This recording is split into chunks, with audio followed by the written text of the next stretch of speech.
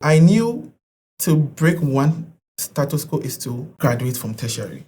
Because out of my mom's siblings, right down to my cousins, my nephews back then, and then right down to even our 10, there has never been any graduate in the family. And I was the light to that part because they were seeing me moving from one stage to the other. And then by the grace of God, I've completed senior high school.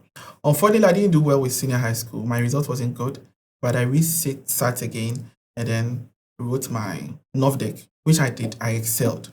So they were expecting me to go to the tertiary. That was where I also started discovering myself. So right after senior high school, I realized things were difficult.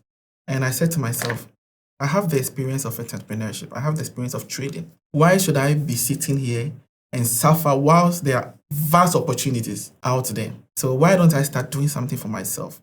Why don't I start trading, a kind of trade for myself that can sustain me, give me a little cash backup to further my education?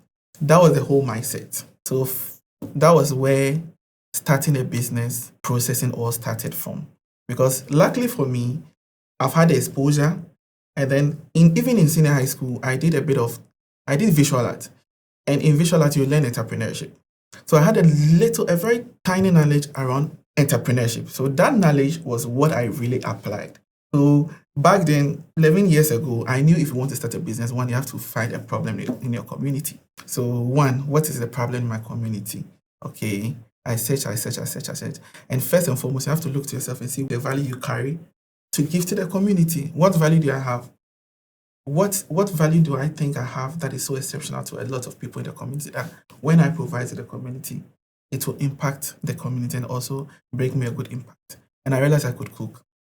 Cooking was a gift for me because I didn't go to any catering school, but I could cook any local dishes. And with the Continental, teach me today and tomorrow, I'll be perfect. So I realized cooking was my gift and I didn't want to waste it. So right from the onset, I knew I was going to do food business.